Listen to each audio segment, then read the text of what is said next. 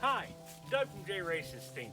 It's that time of the year. Fall is upon us and the leaves are falling from the trees. So you need to help that homeowner out. If you're at their house and you're doing some cleaning, maybe window cleaning, hopefully you have added gutter cleaning to your portfolio and it's something that you do.